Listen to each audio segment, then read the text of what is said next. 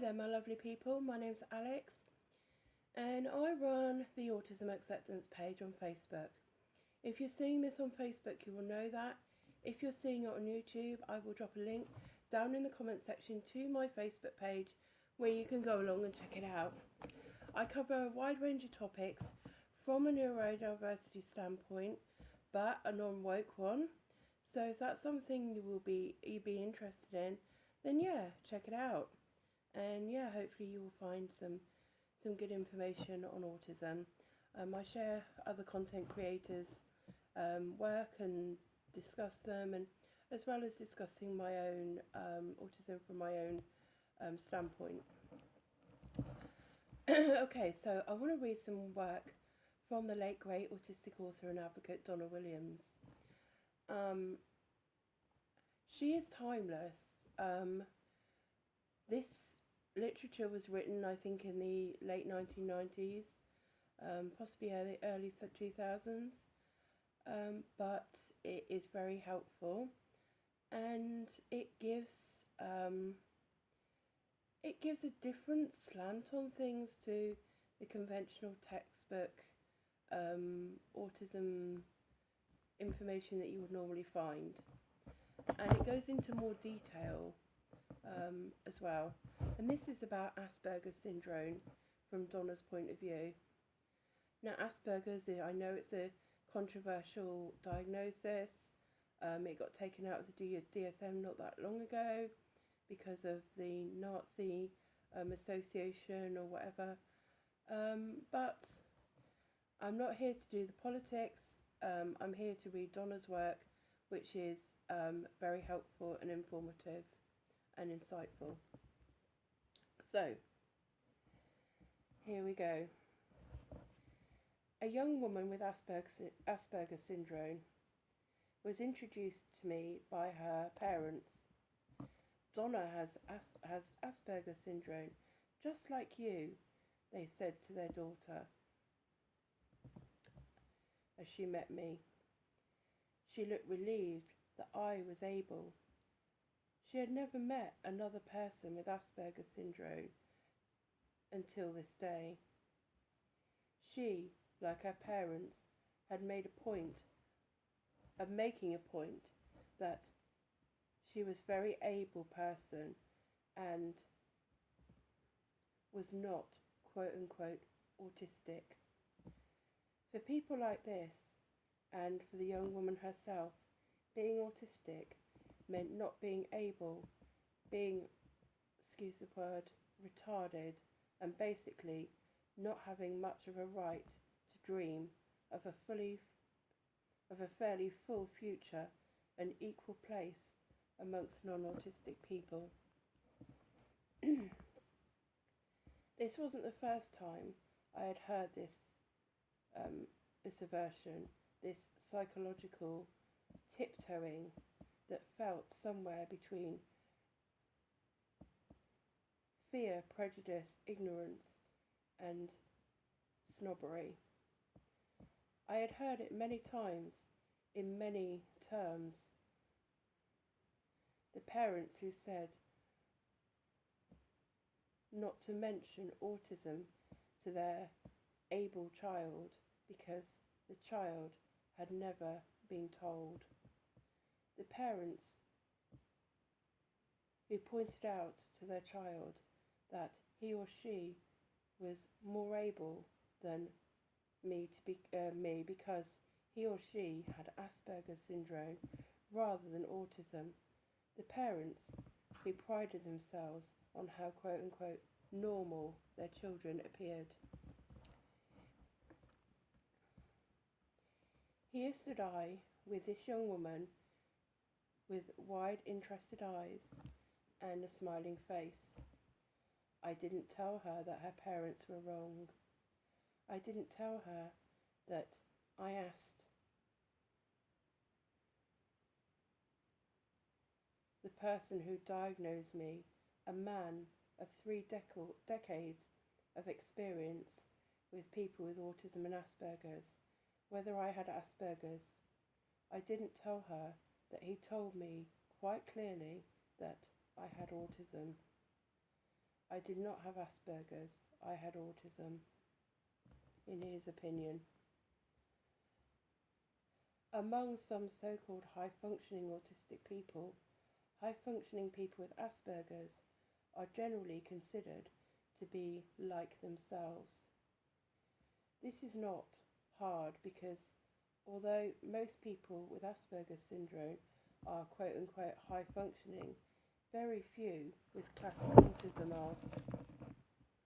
This means that most high-functioning autistic people either haven't grown up around so-called low-functioning people with autism, or else they see themselves as sharing more interests with high-functioning people with Asperger's syndrome than with other people who share their label.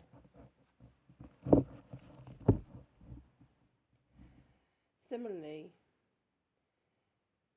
many functionally able people with Asperger's syndrome don't find themselves to be too directly different from high-functioning people with autism. Since writing my autobiographies, I have had a huge number of letters from people with Asperger's syndrome who have written to say, "I'm just like you."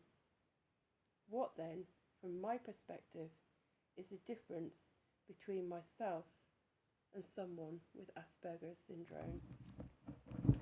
Asperger's versus autism.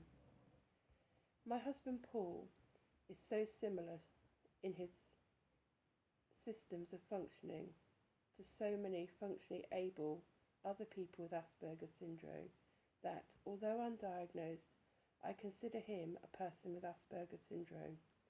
I also consider him, like many other people with Asperger's syndrome, to be like me. Yet, having lived with this man for almost 3 years, I have come to find that whilst we share many systems of functioning, there are fundamental differences between us, differences that I share with people with autism. Though I am not qualified to discuss differences between autism and Asperger's, I am in a position to discuss the difference between the system of functioning of someone like me and those of someone like Paul. The similarities. To start with the similarities, Paul, like me, has Candidus albicans, which is a yeast infection that he and I have probably had since childhood. Both of us have problems relating to toxicity, food and chemical allergies, vitamin mineral deficiencies, and reactive hypoglycemia,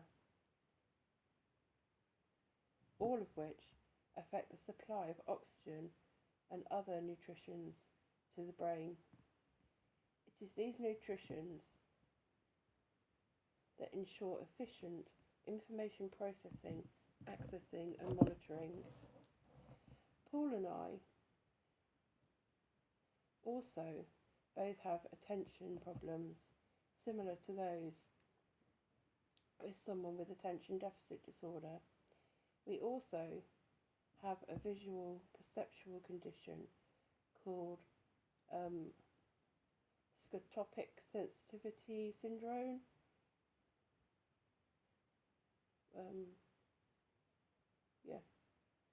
Scotopic sensitivity syndrome. It's a bit like dyslexia, which affects how we are able to process visual information.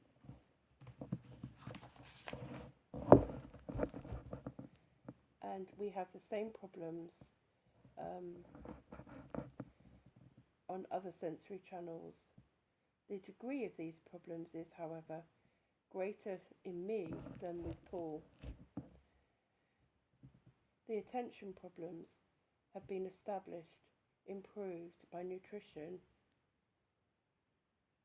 The attention problems have been considerably improved by nutritional approaches as well as special Erlen filters, tinted lenses, which decrease the rate of incoming visual information, so it is processed more fully and is therefore more meaningful, significant and coherent. The capacity for these to improve functionality seems stronger than me than for Paul. Paul and I both share information overload and sensory and emotional hypersensitivity and obsessive compulsive tendencies related to this. We also function essentially in mono rather than multi-track ways, and both rely on stored definitions of serial memory. The difference says,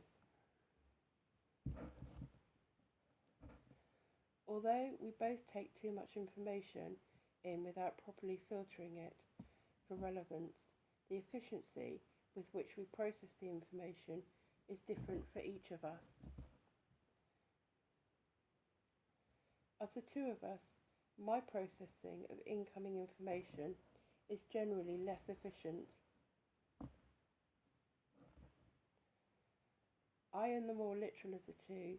I generally struggle to achieve complete literal interpretation of information and generally have little processing capacity left over for things like relative or personal significance. This means that everything gets processed by me with equal worth, all or nothing.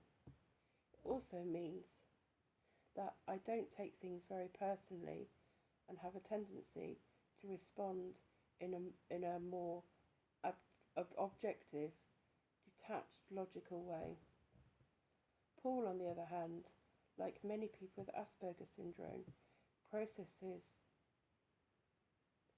relevant and irrelevant information alike, but like many others like him, his processing is more efficient and he processes information beyond the literal level. This means that he makes a large number of connections between what he has experienced and other things, and it also means that he gets a greater sense of the relative significance of personal significance of what he is experiencing. Therefore, he generally responds more subjectively in a more personally involved and less detached or purely logical way than I do. It also means that Paul's ego, socially constructed from the self, is more fully developed than mine seems to be. He has more use for things like pride and impressiveness. His need for acceptance stems from a need to be related to a need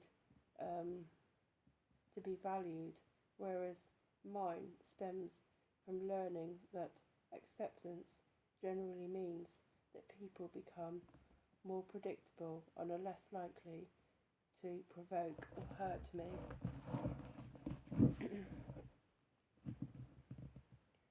Similarly, Paul's accessing of stored information and monitoring of expression are also more efficient, and though he suffers from anxiety, his is of a different nature, and he does not suffer from exposure anxiety that I do. Exposure anxiety is basically the fear of being noticed, or noticing that you're being noticed, or noticing that you're being noticing, and noticing that you're noticing as well. Noticing yourself, feeling yourself within yourself.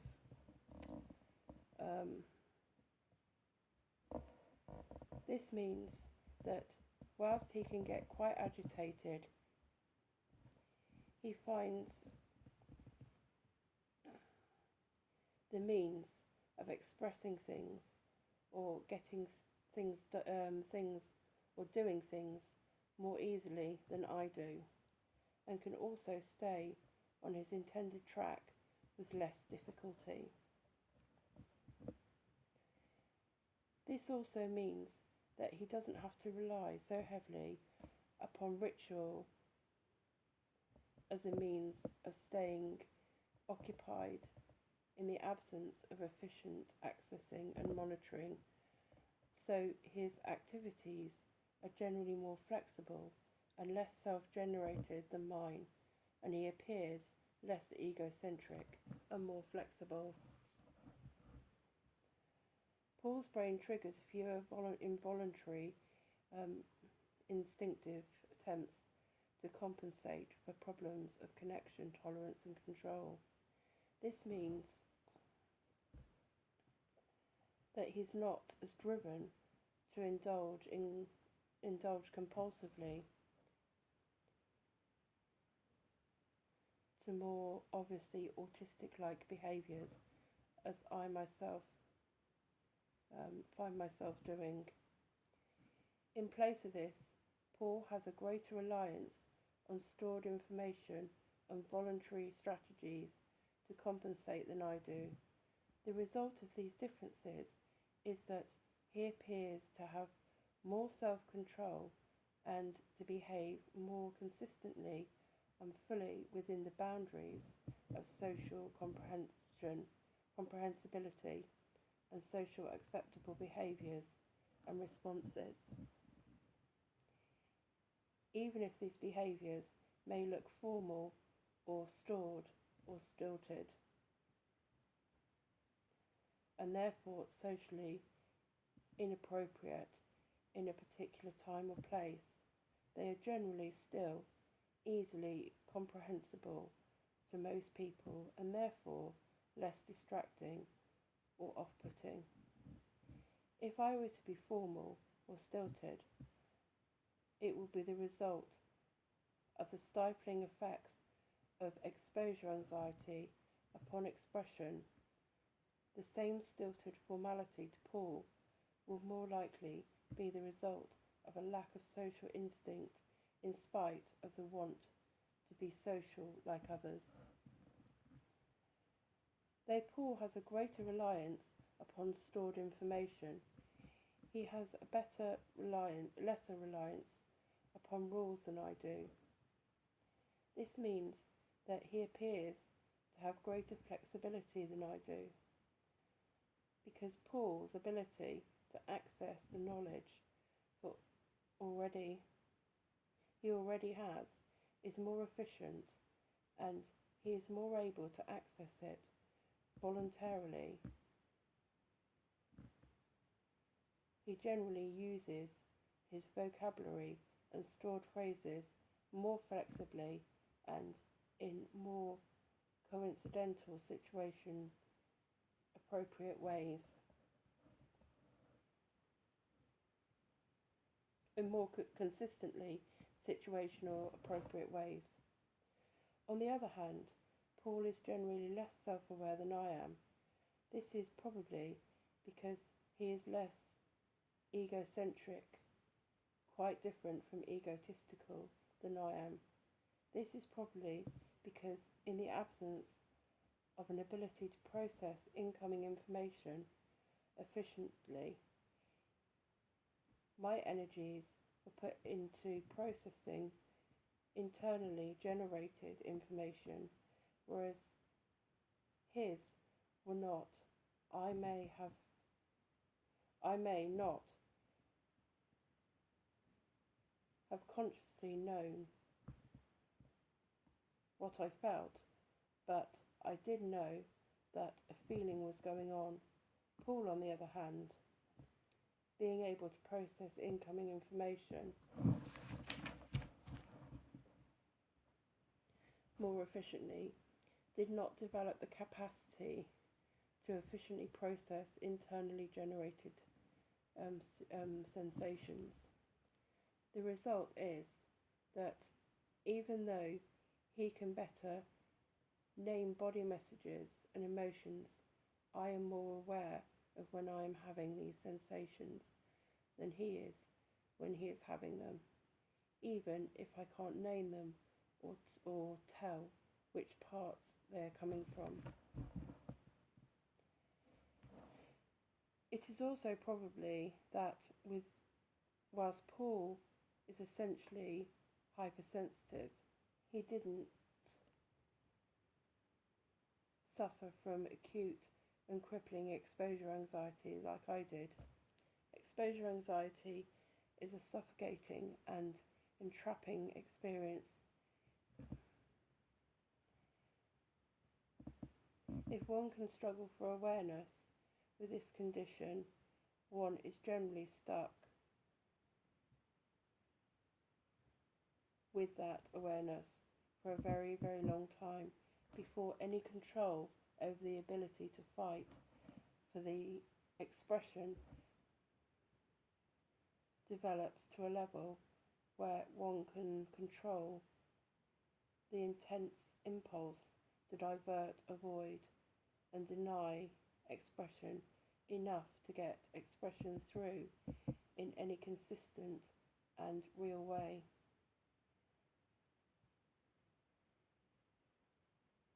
This, more than anything else, forms intense self-awareness.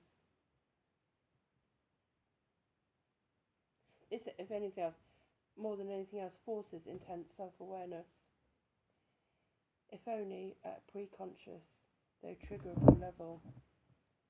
Paul is generally more consistently aware of others, albeit often in a defensive mode. The awareness is due to him being less egocentric than I am, because he is better able to process incoming information and therefore less focused on internally generated information.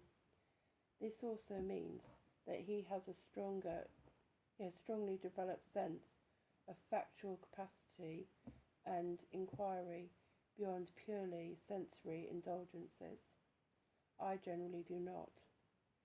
Whereas I have strong compulsion towards sensory indulgences, that sometimes looks like curiosity. Paul actually thinks consciously about the things he actually experiences. He goes beyond the experiences themselves. Also, Paul's questions are usually about the world around him. My questions are usually in order to clarify something related to my own self-understanding. Once I exhaust this, I usually don't have any further inquiry.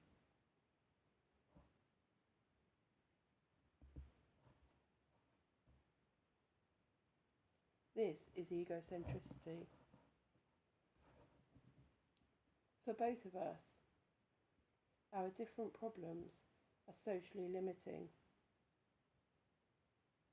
Conversation with me generally has a starting and finishing point of comparison with myself. Conversation with Paul generally starts and finishes with what is outside of him. Asked about how any of this reflects his own self-understanding or emotions, he usually flounders and can only rely on stored experiences of what a person should think or feel about this. In spite of our differences, we still understand the way each other makes sense of things more than we find with non-autistic people. We essentially have similar underlying problems, but the level of processing, accessing and monitoring efficiently differently of each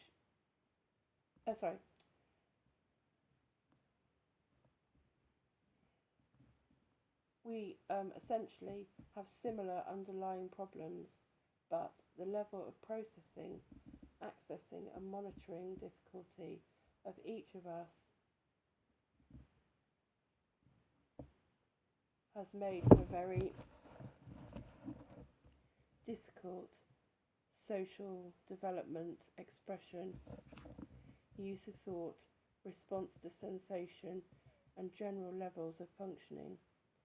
If we were cars, neither of us would be complete. Paul would be without steering, and I would be without wheels.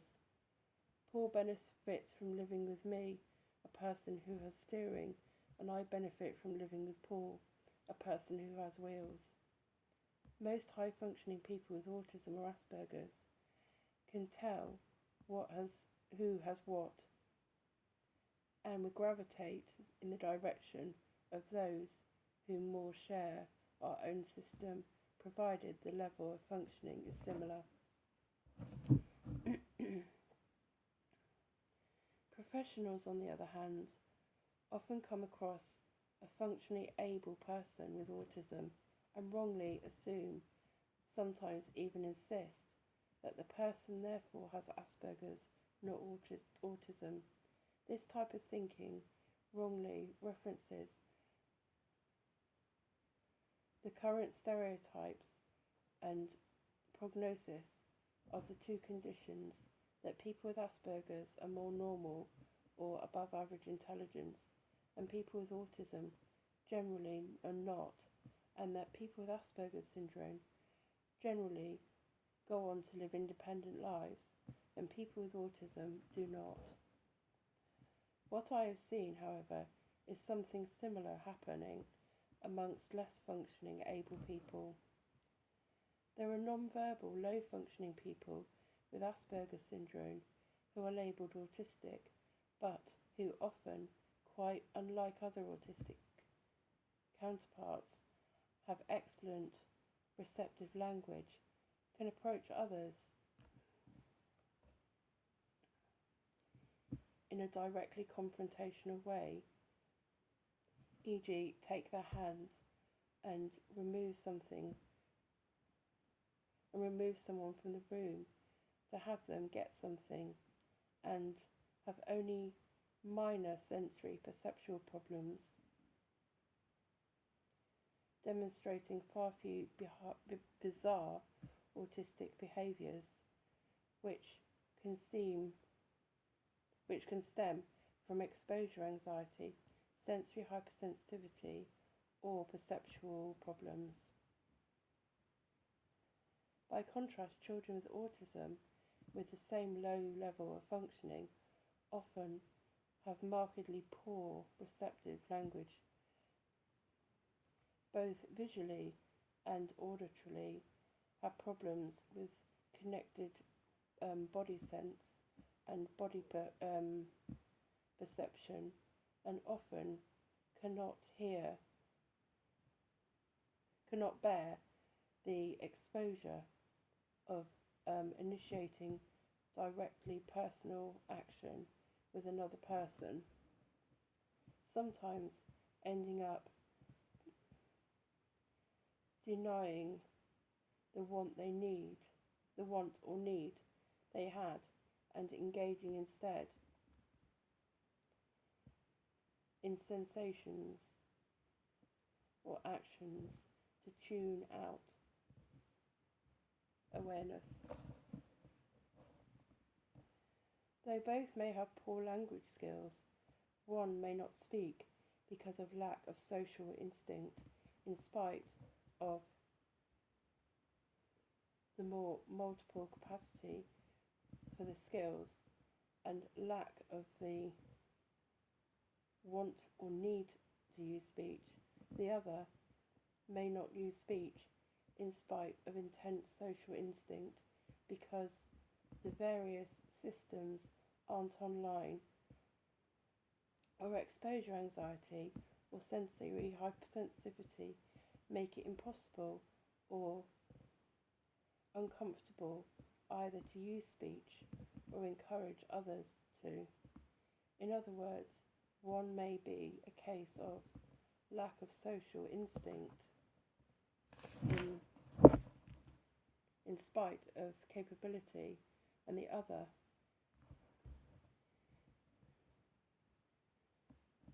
may be a case of inability to or extreme difficulty in developing or using vocal skills in spite of intense social instinct.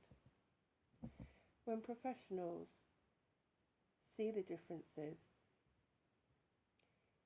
in terms of high or low functioning, they may fail to see the different types of assistance these groups need, and the fact that a low functioning Asperger can be misdiagnosed as autistic says something for the hope of many labelled autistic and given hopeless prognoses.